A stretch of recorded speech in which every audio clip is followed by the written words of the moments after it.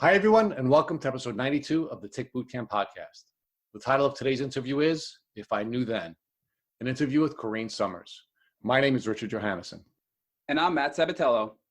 Today's podcast guest is Corene Summers. Corene Summers is a 34-year-old wellness coach, Reiki master, and yoga instructor from Chicago, Illinois. A few days after hiking in Shenandoah in 2010, Ms. Summers noticed a tick on her stomach. She developed flu-like symptoms and a bullseye rash. She knew her rash was a sign of Lyme disease and went to an urgent care doctor where she tested positive for Lyme disease. Ms. Summers was put on doxycycline, but had an allergic reaction after 3 days and was never given any other care. She faced a slew of new symptoms. She had an ovarian cyst, anxiety and depression, digestive issues, and brain fog. Almost 8 years and 40 doctors later, Ms. Summers tested positive for Lyme disease once again, and found out that it had been the root cause of her symptoms for the 8-year period. She has since treated her Lyme disease with amoxicillin, herbal medicines, and mindful fitness techniques. Overall, Ms. Summers wants to shift her mind to that of a healthier person and knows that the rest of her body will follow. She credits Lyme disease with allowing her to transform into a stronger version of herself and started her own wellness coaching business to help other Lymies feel the same way. Hey, Corene Summers, and welcome to the program. Hi, thanks for having me. We're really blessed to have you, and we thank you for coming on and agreeing to share your story with us and with our listeners. Yeah, like I told you guys before, I'm a little nervous but excited since this is one of the first times I'm, really fully sharing the details. So thanks everybody for being here. Great. Can you first share with us what you do for work? Yeah, I'm a mindfulness wellness coach.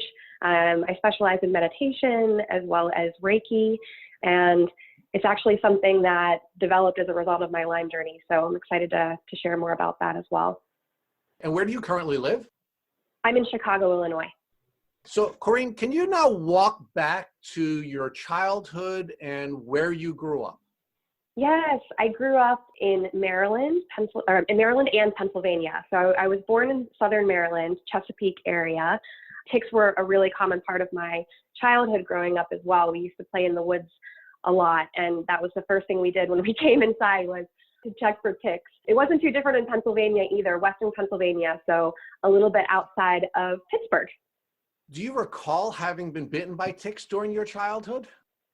Yes, actually. I was a couple of times, and it's one of those things that I think everybody wonders once you are an adult and have, like a Lyme thing happened. I had obviously later in my journey a very recognizable tick bite with the bullseye rash, but of course I've wondered, when I go back, it's like, maybe I also was bitten as a kid, and that made me more susceptible to it in the future. Who knows? Now, do you recall showing any symptoms during your childhood, which you now looking back would think it might have been the onset of a tick disease? Well, I always had bronchitis a lot. And so that was one of the main things I struggled with. But honestly, I was a pretty high energy kid and teenager and young adult before my real, bulk of my Lyme journey started. People were always commenting about how do you do so much in a day, and how, successful and ambitious. And, I was always balancing a lot of things and pretty high energy. So, Corene, during your youth, what types of goals did you set for yourself, and what steps did you take to pursue those goals? Well, I guess I had a lot of different areas that I was ambitious in. For a long time, I actually thought I was going to be a dancer, fun fact, and then I injured my knee in a skiing incident my senior year of high school. So those plans changed, and I'd grown up working in my dad's financial planning firm and was always really good at math and finance, and so I ended up in a financial services career myself as well, and working for big companies like LPL. I was a manager at Prudential. I was a financial advisor at Merrill Lynch. So I had always worked towards this really kind of high level career. I had all of my licenses, my Series 7, my Series 66, my insurance license by the time I was 21, which was pretty unheard of. Corene, when did you first begin to show the symptoms of a tick disease? In 2010, June, so it's weird because it's actually, this is coming right up on my 10-year anniversary. I was hiking with my partner at the time out in Shenandoah. We went to like a bed and breakfast for a little weekend getaway, enjoying nice brunches, and went to a winery and went hiking every day. And it was a few days after we got back from that trip that I found a tick on my belly. And so I was already a little startled because it was a few days after, it had been on me for a while. And then a couple days after that, I had this huge rash it was like a 3-ring rash. And so I immediately went to the urgent care where they diagnosed me on the spot with Lyme and put me on doxycycline. So now I just want to frame this time in your life. You shared with us that you were in the financial services industry. You were this high energy gal. You had all of these licenses by the time that you were 21, and now you're 24 years old and you get bitten by a tick. What kinds of things were you involved in your life between that 21 and 24-year-old period at the time that you had gotten bitten by the tick? A better question is, what was I not involved in? I lived in Washington, D.C. at the time. So I left Pittsburgh and had my first big girl job at a firm in Washington, D.C. And I also did fundraising for charities and was very, very involved in politics. I had several board positions. I also worked on a helping women like community board. So I was involved in everything. I had so many friends. I was always busy. I had an activity, at least one, every night after work for probably that entire period of my life before I got sick. I was doing it all. So now you're 24 years old, doing it all. You're out hiking with a partner, and you suffer this tick bite. How did your symptoms begin to develop, and how did that interfere with this vast social life that you had? It kind of crept up on me. I think I was in denial that there was anything going on for a while, especially just because of how weird the original diagnosis was. I was put on doxycycline, and I was only on it for a couple of days, and they told me that I should be fine. I wasn't put on anything else, and I wasn't very familiar with the details of Lyme disease. I just knew, from growing up, like I said, in Maryland and Pennsylvania, like this is something I should pay attention to. I knew the bullseye rash, and it's not good to have a tick on you for a couple of days. But I was basically sent on my merry way after that. And then I had all these weird things start to pop up. Like I started getting bronchitis really bad again for long, long periods, like a month at a time. And then I had an ovarian cyst rupture.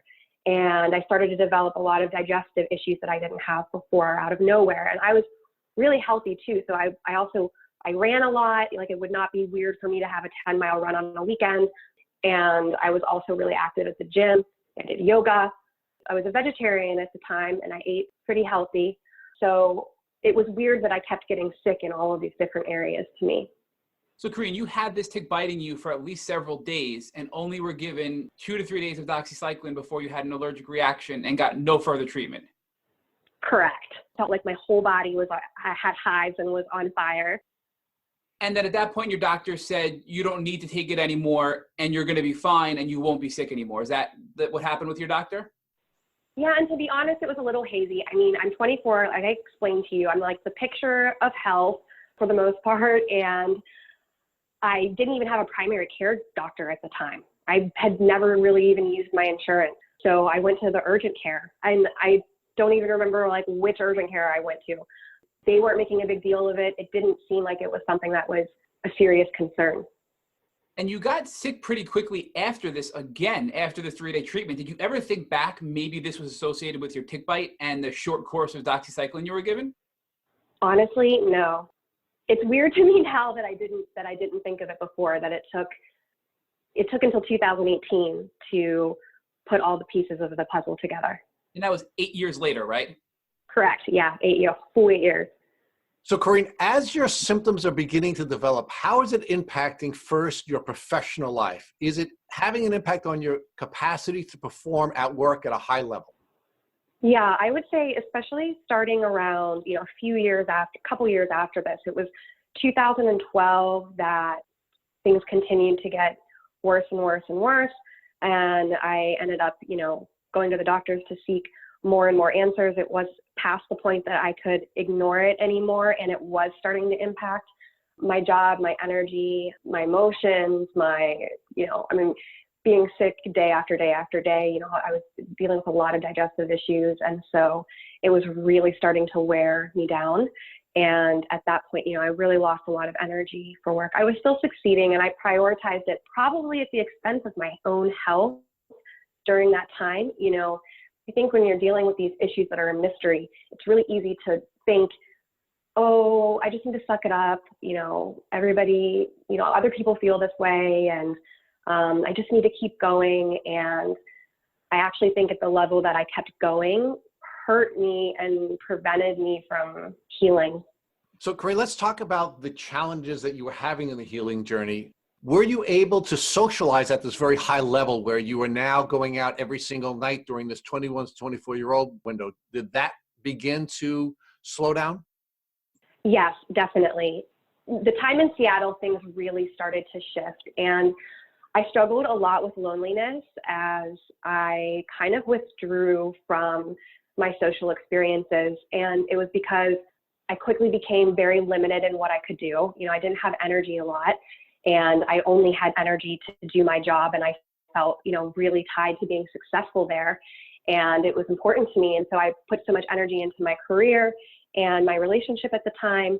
And I started to lose the energy for anything else. And I was also really confused. I had no idea what was happening to me. I had about a dozen diagnoses and nothing was making sense. I got a different answer every time I went to the doctor, and my family members were asking questions. My friends would ask questions, and I didn't have answers. And I don't know, I think it made me feel ashamed a little bit, and just it was just so confusing. It was like, how do I not know what's going on with my body? And so I started to withdraw quite a bit around that time. So now as your work-life balance begins to now tilt almost entirely towards work, where you're putting all of your energy into work, how do you start to change emotionally? Meaning, what kind of stories are you telling yourself, and what kind of doubts are beginning to creep into your head? Oh, it was a lot of fear. For all of you out there suffering with a tick-borne illness, I know that you know what this is like to not know and not be getting answers and to feel unsafe. That was really what it was. I didn't feel safe, and nobody could give me any kind of answers. It seemed, it was like, oh, I'm just going to have every time I go to the doctor, there's going to be something else wrong. And I wasn't receiving a lot of compassion in the medical field as well. It just feels like you're being passed off from one person to another to another. They're always losing my medical records. It was very isolating. And I had luckily gotten some really good advice from a doctor early on that said I had to be an advocate to myself, and that I could easily get lost in the medical system, and that the most important thing I could do was to advocate for myself. And I think that's probably, even though I was mad at her at first when she said that, because I didn't think it should be right or how it is, that's probably what really pushed me towards my inner journey, my inner healing journey, which has been so important to my overall healing. So now these fear loops that you found yourself in, did that have an impact on the people in your life? Were there people who were just tired of you not upholding your side of the social equation? Were there people who, no longer wanted to interact with you because they were sick of you being sick? How is this impacting you in your social circles, in your social contacts? Yeah, and I became really flaky. I would bail on stuff at the last minute, and I didn't always have answers, and people get tired of that, even if you're not feeling well. And I wasn't comfortable really talking about the deep details of what I was going through and all these different diagnoses, because I just it felt like this mystery. I still wasn't getting the right answers. So it pretty significantly started to impact my friendships and my relationships. I lost a lot of friends. Corene, you mentioned that over this 8-year window from 2010 to 2018, you had some misdiagnoses by various doctors. Can you describe for us what those misdiagnoses were? Yes, and I don't know which ones were misdiagnoses and which ones were real, but I had that ovarian cyst rupture, I had candida and parasites and IBS and H. pylori, all of these gut issue dysfunctions. I also had hepatitis and Epstein-Barr and lots of severe chronic bronchitis, allergies, psoriasis, the arthritis. well as anxiety. I was depressed. I had brain fog, about 50 different food sensitivities, some chronic cysts. I ended up with some lymph and other skin issues. So Corene, most of these problems or symptoms that you were having aren't really related. Some are, but some aren't. So how are your doctors explaining Correct. that these are all related? Were they, or are they just saying we have no idea why you're having such a wide variety of symptoms and we can't pinpoint the real root cause? Well, I also moved several times during this period. So I had doctors, and I think part of it is that nobody was really communicating with each other, and my medical records were getting lost all of the time. And I had doctors in Washington, D.C., in Seattle, Washington, and then I moved to Chicago. So I was seen by, I think I was at 5 different hospitals total, as well as other specialists and some private, practices, different primary care physicians. So it was also a wide circle of people that were looking at what was going on. And like I said, I kept having to transfer my medical records, so that didn't necessarily help the situation. Once they determined that it was chronic Lyme, they put all of these pieces of the puzzle together in that my immune function was so weakened, it's really easy to get sick in other ways. Corene, do you think that part of the problem is that a lot of these doctors and the hospitals and these specialists were just focusing on their niche or their specific part of the body and weren't taking a holistic approach, a whole body approach, and that's why they couldn't piece everything together to say this is a systemic, body-wide problem? Yeah, I definitely think that's, you go from one specialist to another. Once I had the digestive stuff was, I spent a long time seeing different gastro doctors. And then, it took so long for me to get to an infectious disease doctor. I'd seen so many different types of specialists, and they aren't often speaking to each other. And that was why I started to seek a holistic approach, because it takes the whole body, the whole mind, every part of our story into consideration. I also, I can't help but blame myself sometimes too. It's like, I don't know why I didn't remember the Lyme disease thing. I had the rash and everything. I had the diagnosis and everything. So I wonder sometimes, was it my fault that I didn't bring that up? How did I not think of that? When that was finally mentioned, and it was by a doctor that did not know that part of my story. And my whole body melted in that moment, because I realized, oh my God, you had the answer the whole time. Don't you think that kind of doubt is exactly what happens when you have Lyme disease? You begin to doubt yourself in every way, and then you beat yourself up when you finally get to the point where you have a diagnosis? Yes, I know that I'm not unique in that part of my journey. We all get into this place where we beat ourselves up a little bit, and it's difficult.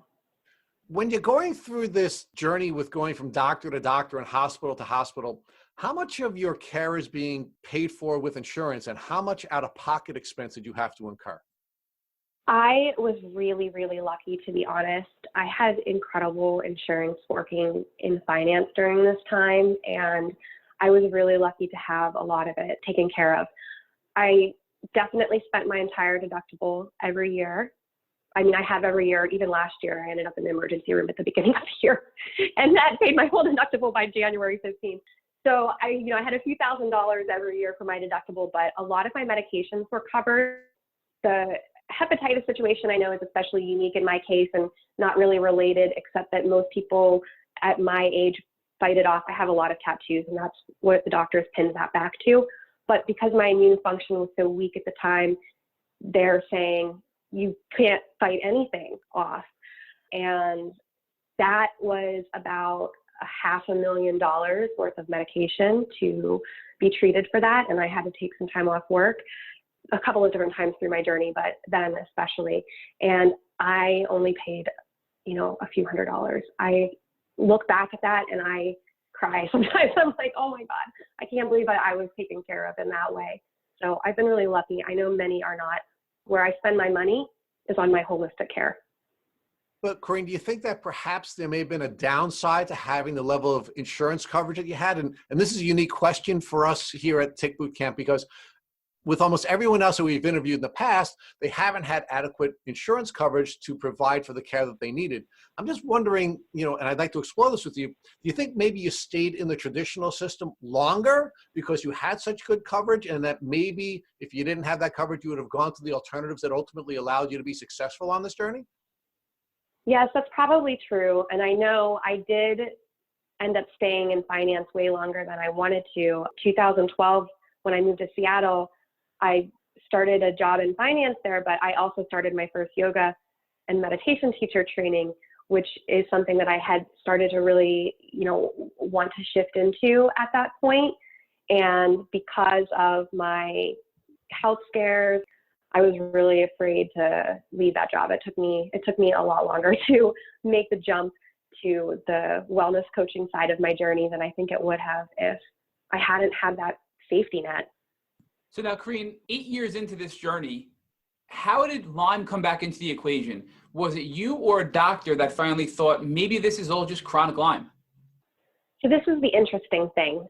Because of the prior, the digestive issues that I was diagnosed with when I was in Seattle, the hepatitis and the psoriasis and the food sensitivities and all these things that were popping up, I had gone on a really, really clean diet. And I had basically stripped like everything processed. I didn't drink for 2.5 years. I cut everything out of my diet. I went really strict. I was doing like bone broth. I was making all my own food from scratch. I put a lot of time into that and just some other holistic things. It was also when I was really getting deep into my meditation practices and yoga and other holistic, just natural ways of living and being. And I got really into it. And that was probably like 2013, 14, and I continued to get more and more dedicated to those practices and to the way I was eating and caring for myself. Then, so flash forward, I moved to Chicago. I'm in Chicago. This is when I find out or when I'm trying to get treatment for the hepatitis, because I was denied for treatment twice because I didn't have enough cirrhosis of my liver, which is a fun fact that can happen. I had to fight with insurance companies for a couple of years to actually get approved to be treated for that. So when I was treated for that, they told me that was what was wrong, causing all my other problems. And so I thought I was going to be better. And so I went back to more of a normal, I started living again. I made some new friends. I went out to eat again. I would have wine from time to time. I started to just live like a more of a normal life. And then I started to get sick again. And I started falling out of crow pose in yoga and I started falling when I was walking down the street. My joints were giving out. I had this just cascade of problems about a year after I started to go back to living more of a real life. And it was then that I realized how much my holistic practices has actually been keeping me well, and that meant there was still something under the surface. And that was when I went back to the rounds of doctors. So Corene, I'm finding your healing journey to be really interesting in that as you're getting sicker and sicker and you're becoming socially isolated and you're having challenges at work, you are still taking on a new activity and you're beginning to study yoga and meditation and these other practices. How did you find the energy to move into that arena when all the rest of your life was beginning to become more and more isolated? Well, I was home alone all the time. I read and I studied, and it was more it really shocked me to be as sick as I was, as young as I was, when I had always been so healthy. And I probably became a little bit obsessed with just getting back to feeling good again.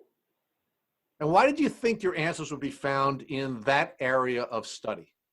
Honestly, it was just this gut feeling. It was just a feeling I had, like a pull towards this way of life. And I, for some reason, just thought that the answers were going to be there for me. And it was because I had experienced the physical changes in my mind and body by practicing these things. Like I was seeing it in real time that they were helping me. So do you think that you were being spiritually prepared for the journey that you were about to go on? Oh my gosh, I had no idea the journey I was about to go on. I mean, you look back and you put all these things together and it's like, crazy for me sometimes to think about it. I don't wish Lyme on anybody, and there are so many days that I wonder why I have to go through this. But then, because of the way it actually transformed my life and what I got into and leaving finance and doing this coaching now and helping myself and being able to help others is one of the most rewarding parts of my life. And so I guess I'm glad if I had to go through something like this, that, now I'm able to help others, and it's helped me, and it's not perfect, but it certainly has made me stronger. So Corene, you now finally get your hepatitis treatment. You think that's the root cause of all of your symptoms. You start to relive your life again, and then you get really, really, really sick, and it continues to worsen. And this ultimately leads you up to your final chronic Lyme diagnosis. So how did that diagnosis occur? So I was seeing a few different sets of doctors. My approach has always kind of been, and this is probably because of peer pressure also from my family and other loved ones, but it's like, you have to go to the Western doctor and your Eastern hippie doctors. That's basically what my parents have said. So, I take the two, and I want to know, I think diagnostic testing has obviously its time and its place, and didn't help me a lot along this journey, but I thought it was, important to get two sets of opinions. And so I was I got to I actually ended up getting into an infectious disease doctor. But the thing that happened first was that I saw a doctor who did what's called nutrition response testing. It's basically nervous system testing, and they basically compare your nervous system response to different toxins as well as different high dose nutrients, and kind of analyze where your body then has either it is missing something or it has something toxic in it that's reacting to this. Really fascinating process. She's the one that told me that after we finished this testing, which I thought she, was going to be something like digestive, whatever, something minor. And she looked at me knowing nothing about this part of my history, and she says, "You have Lyme disease." And I remembered that my tick bite instantly, of course. I was like, oh my gosh, this actually puts the pieces of the puzzle together. And so, so that pushed me back into, I went to get the second opinion at the hospital here in Chicago and saw the infectious disease doctor. And I only did the Western blot, which did come back negative. They told me that I would probably have results if I did further testing, and the name is slipping my mind right now, of the one that goes really deep. Was it through a lab like IGeneX or DNA Connection? IGeneX. Yeah. I was told that I should do that, and I just chose not to spend the money because I had a really good infectious disease doctor who looked me in the face and said, even though this particular test came back negative because of, X, Y, and Z, she actually was really good. Like, she knew, hey, there's a lot of failures in testing, especially after a journey like you've had. Your symptoms, your testing, and your story are enough for me to say that you have chronic Lyme. I will only be able to put you on more antibiotics through your insurance company. That's all they're going to improve in terms of taking action. But you're doing a really good job of managing your symptoms on your own, and one of your best chances of putting your symptoms into bigger remission is to actually continue to seek holistic care. So Corene, was it two different doctors? It sounds like there may have been a first doctor who did this autonomic response testing for your nervous system, and then you went to an infectious disease doctor to follow up with the Western blot, which was negative, but then that doctor still said, you know what, you still have it, and we should continue on the path that you're on. Was it two separate doctors or just the one infectious disease doctor? Two. And what was the first doctor? Was that a naturopath? What type of doctor was that? A naturopath who also does the nutrition response testing, is a separate certification as well. So for our listeners who are interested in this type of testing, what would you recommend they do to try to find out what doctor they can see to get this test to see if they have Lyme disease based on other negative tests that they may have had? I would look up I would look up NRT in your area, find someone who is certified to do that kind of testing. So you could search NRT, nutrition response testing, nervous system response testing. Sometimes chiropractors, it's usually in the holistic spheres that you find it. So naturopaths and other types of, holistic care, and chiropractors as well sometimes have that certification, I've noticed. So now that you have this confirmation from a naturopath and an infectious disease doctor that although you had a negative Western blot, you still have chronic Lyme, and they were encouraging you, rightfully so, to follow down this holistic path to heal, what were your next steps now to aggressively treat yourself in the holistic arena?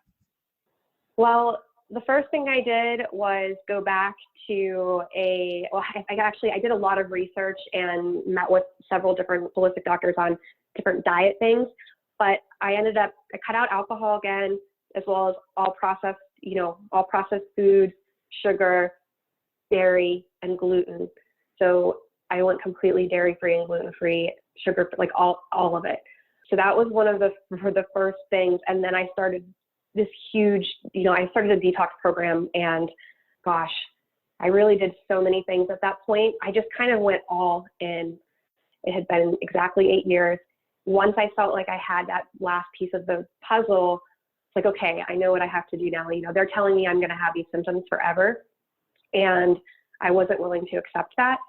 And what I know about health from, my studies in mindfulness, meditation, and Ayurveda, I believe the body has the ability to heal if we put it in the right conditions. In our modern world, we're not being served those right conditions. Our brains are too active and overstimulated from technology. We have a very, polluted environment. Our food is toxic shit. You go to the grocery store, I can only shop in like 2 aisles in an entire grocery store. And I just think about how many people are out there putting their bodies not in the position to heal through the way that, just again, our natural environment is. Everything that you buy at the store in a bottle is full of toxins when you actually start to look into it. And those things are slowly poisoning our bodies. So I went deep dive. I don't use any toxic chemicals. I haven't used things like deodorant and face wash and all that in 5 years. I use all natural products. And then I also, I did the right therapies with a lot of supplements. So I first had to handle a lot of the digestive things. I was doing digestive enzymes and oregano oils and all kinds of different supplements. I had 20 pills a day I was taking for a while, and I was sleeping a ton almost that entire summer, and started sound healing. I continued with Reiki, yoga, meditation. I did cryo and infrared sauna, which is one of the therapies that I really believed in. Basically, if you could, anything holistic I could find, I started to implement into my routines. So Corene, as you started to go down this path, I'm wondering how your family reacted. You said your family wanted you to go both to the traditional doctors and your hippie doctors. Now it's clear you're now going the hippie path. So how did your family respond to that? Well, they're really supportive of me now because they see that I'm feeling better than I have in a really long time. So I think, as I continue to heal and grow stronger, and I'm still able to work, and I know so many people that are suffering out there have a much worse situation than I've been dealt, or are unable to work or unable to get themselves back into a place that they can function in society. And so I think, with my family and my friends, seeing me kind of come back to life a little bit and have strength and energy, and they're convinced. Well, Corene, but I'm not really asking you how everyone's reacting to you now. Clearly you're healthy, clearly it's worked. I'm asking you how your family reacted to you when you were making the decision, because you suggested earlier they were okay with you going down the hippie path, but they really wanted you to take the traditional approach as well. And I think it was very brave of you to make the pivot from traditional to alternative. And I'm wondering whether or not you were fully supported when you were making that decision initially. No, I was not fully supported. I also stopped involving other people's opinions. I realized that I have to follow my own true north on this. And part of my mindfulness training and teaching and coaching is connecting with what we believe is best, which only you know truly what is best for you. And only you can make that decision. Two people will look at one situation and see two completely different things. We have to be able to step outside of fear. We have to learn how to trust ourselves. And I think we really need to let go of the expectations and opinions of others. They don't get to decide. So I understand that you now have a framework that you're teaching others, but I'm asking you, how did you find that framework? How did what? How did you find that framework? And how did you find the strength to now finally listen to your own body rather than allowing other people in your life to influence how you should move forward? It was because I had experienced it so vividly in my own body. My experiences in India and Nepal and going through my trainings. And once I could feel the difference in the way my mind and body were working, it was easier for me to buy in. Corene, let's talk about some of the treatments that you did, because there are a lot of interesting ones I know many of our listeners are going to be interested in. The first one is cryotherapy. There's a lot of talk about cryotherapy to help treat many chronic illnesses. So how did that work for you, and what was it like? It's so cold. It's freezing. And it actually was exhausting the first few times I went through the process. I did a little research. So first, a place opened here in Chicago that called Freeze and Float that a few different people had recommended to me. They do both. They do the infrared, they do cryo, they have float tanks, and it's a really nice holistic services. And so I had a few people recommend this to me, and I looked into, I don't remember what I was Googling and researching exactly, but cryo and sauna and infrared for Lyme to see if there was any research out there on it. And I found a couple of different articles, one in particular that broke down that you should do the infrared followed by the cryo, because one of the problems I had doing infrared on its own is that I get really sick after. I know a lot of you out there that have tried this and probably say the same thing, like the detox impact when stuff is coming to surface. When we're detoxing, when we're bringing this stuff to surface, we're going to feel it. That's just unfortunately, part of the process. And so with infrared, it mobilizes all the bacteria and brings it to the surface. And then supposedly the cryo, if you do it right after, freezes it off. And I'm not a doctor, so, I'm just putting out there what I researched and found and decided to try for myself. And it was still tough, but I had a way better experience doing those two back to back than I had when I was doing infrared by itself. The more regular you are, the better it works as well. There are various ways people do this type of therapy. So what was it like for you using this facility? Was it an ice bath? Yeah, you can do the facial is one version. I did the full body cryo. So it's like this circular cylinder tank, and you get in naked. You have just gloves on and socks on, and you spin in circles for it's only 3 minutes, and you spin in circles the entire time, and then that's it. And it's really cold. Do you get any herxing effects from cryotherapy? Well, that's what I was saying. The herxing was way less when I combined the cryo with the infrared, for me at least. Now, when I first started it was still, the first few times I still had a pretty big herx impact, but then the more I was doing it, it felt better and better. Is it something that you've been doing on and off over the last 2 years? Because you got officially diagnosed with chronic Lyme 2 years ago, and you've been treating since then. So is this something you did consistently for a while, and now you're doing on and off? Yeah, I've actually only been doing that since last summer. That's one of the newer therapies I've introduced. Is this something that you would recommend to other Lymies who are looking for something to help them feel better and advance their healing journey? Yes, I definitely would. And look, I think, each of our journeys, it's important to remember that each of our journeys are unique, and it's important to find what works for you. So give it a try, see how you feel. Another therapy you mentioned that sounded really interesting was sound therapy. So can you talk to us about what that was like, how it was administered, and how it helped you? Yes. Everything in the world is made of energy and has a vibrational frequency. This is how I look at the world from my perspective of Reiki and, the energy and meditation practices that I've studied now for so many years. And we each have our own biomagnetic field, which, like all energy, it's not static. It can be manipulated. It can change. And so we can use tools like our breath, even like, certain breathing techniques. We can use Reiki, we can use meditation, and we can use sound. The sound is actually very, very effective. It's a literal vibration that creates a change in your own electromagnetic field as you experience it, putting you into an optimal state to heal. It can be, sound can be used, to detox certain things. Each note is connected to a different part of our brains. And it's another one of those things that's unique. Your brain might respond to 3 certain frequencies differently than Rich, Matt, and differently than me. But for one person, they might hear it might release stress or create a deep healing vibration. For someone else, it might create joy or a sense of peace. So I do highly recommend that you guys look into, a yoga studio near you or someone that's doing some kind of sound healing.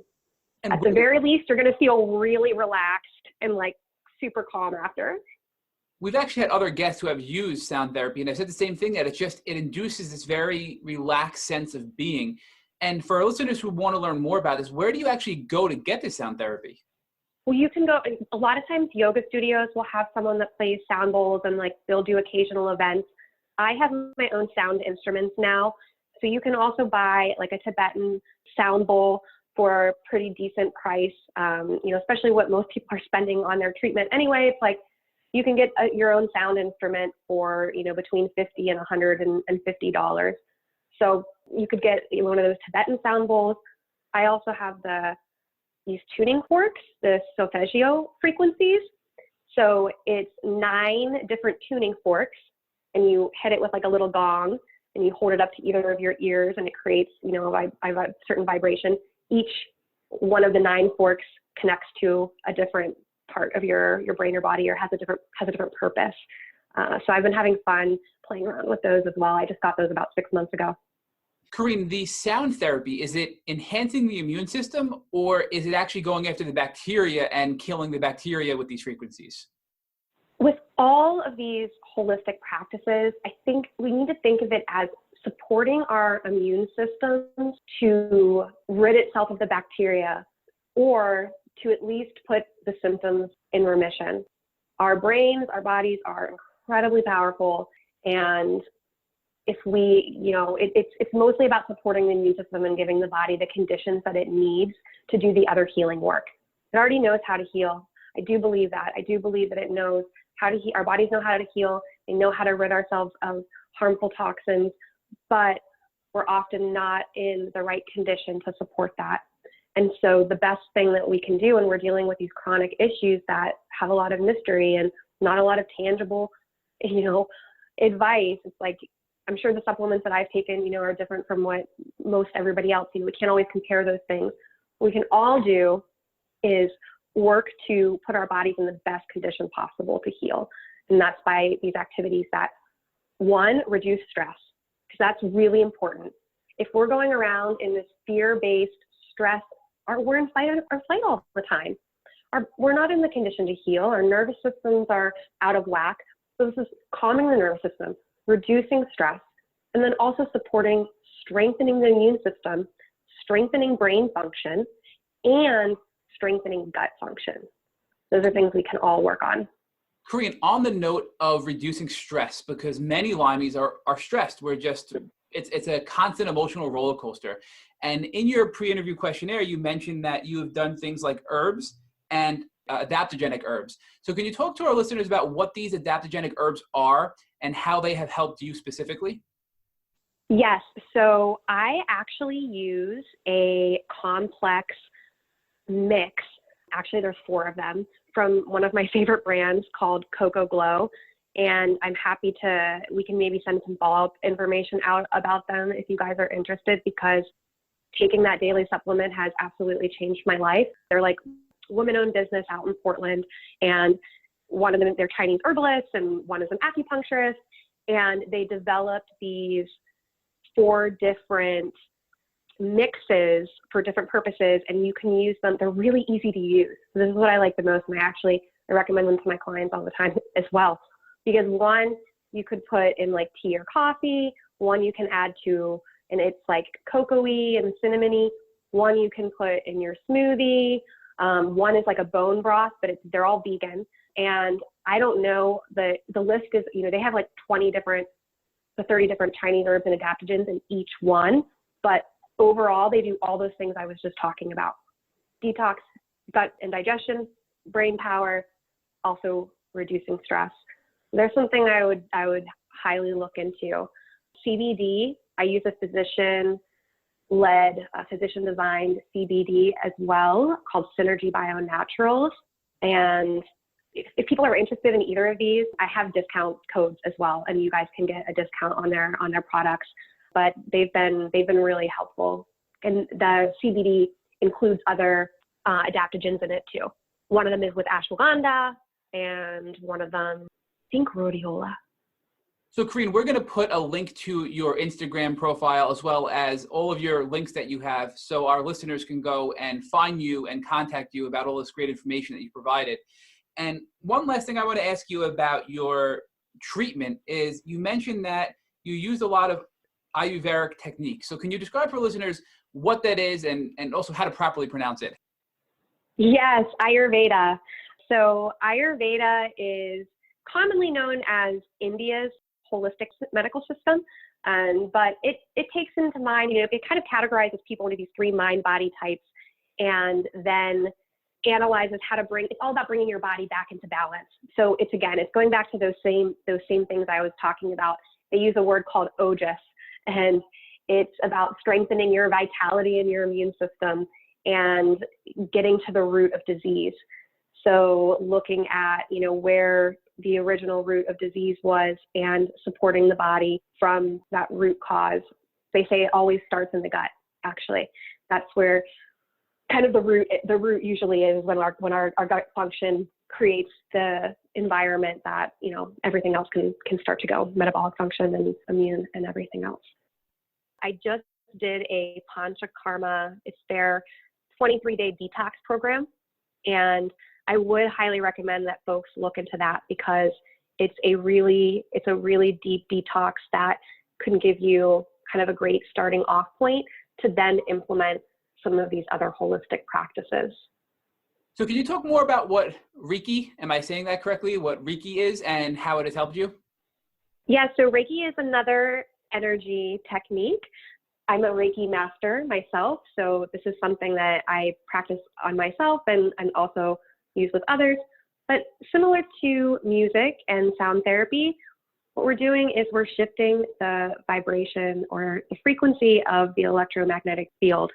Generally speaking, it's a Japanese relaxation practice. So it's, again, going to support you in stress relief. And when we reduce stress, we put our bodies in the best position possible to heal. So for you, Corene, looking back at your journey over the past 2 years of now treating chronic Lyme from a holistic perspective, what would you say was the one thing or the group of things that has worked best for you in your experience? Well, first, the work I did with my NRT, which I know I didn't get into a lot of details about the specific supplements and different things, because those are very unique to each individual. And, I do think that you should seek a specialist in that area so that it can be tailored to your body. And it was constantly changing as my body was healing and developing. So starting out therapy with her was really, really critical to put my body in the best position for these other therapies to then work. The Cocoa Glow Chinese herbs with adaptogens, the cryo and infrared, and like the sound and Reiki, those made the biggest differences for me. So over the past 2 years, you've come a really, really long way from where you were 10 years ago. What would you say, percentage-wise, you are today, how much you've restored your health? Well, sometimes that answer varies day by day. I would say 75, 70. So Corene, I think you've made one of the most interesting transformations of anyone we've ever interviewed. It seems to me that you were born and bred Oh, wow. a financial services professional, and you followed this path that looks like was created for you by your family, and you became this very successful financial services professional working in many cities, making a lot of money, and now you're what your family would probably describe as a hippie practitioner. So talk Talk to us about that transition and how your Lyme disease journey brought you from this high stress, high intensity financial professional to now being a gal who's a healer. Gosh, you know, if somebody told me this would have been my life, I would have never believed them. So it feels more like I'm watching a movie of somebody else's life sometimes, like looking back, like, wow, all of these things came together that somehow put me on this path. Somehow this journey has opened up a total new avenue for living and for me. And it brought like hope back into my life and love back into my life. And I wouldn't change it for anything.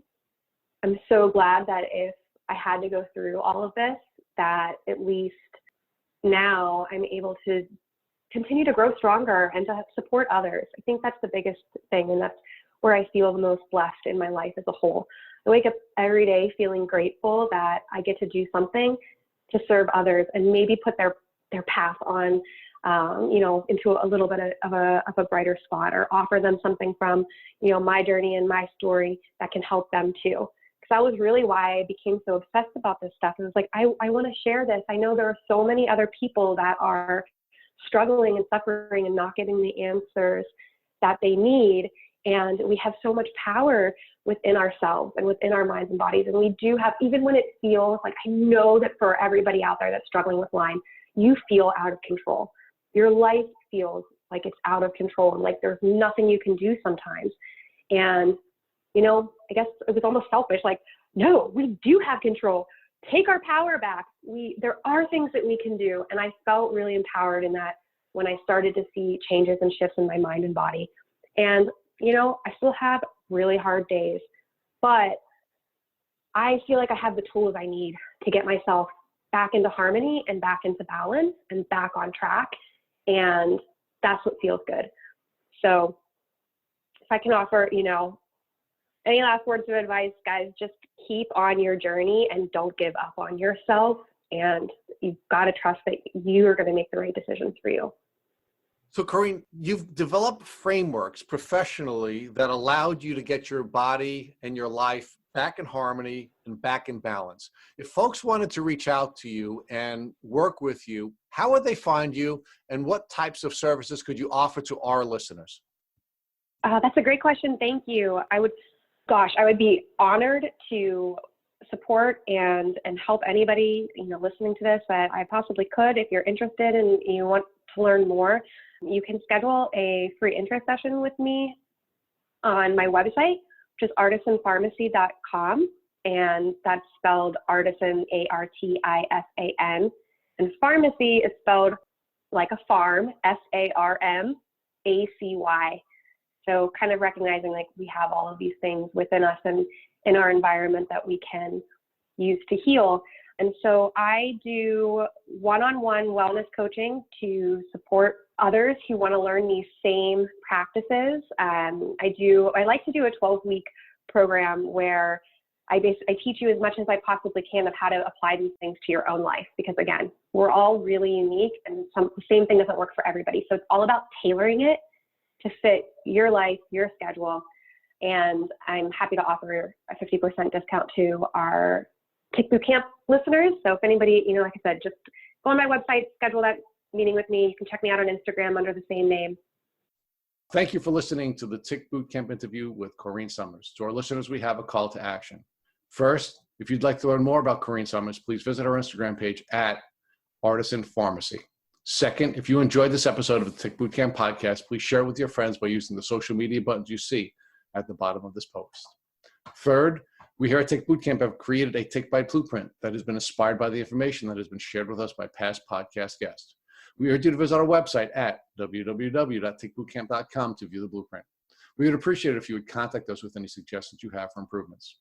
Fourth, don't forget to subscribe to this podcast on iTunes, Google Play Music, or Spotify to get the automatic episode updates for our Tick Boot Camp podcast. And finally, we thank you, our listeners, for your comments on our past podcast episodes. Please take a minute to leave us an honest review on iTunes, on Instagram, or on our website. We make it a point to read every single one of the reviews we get. Thank you for listening.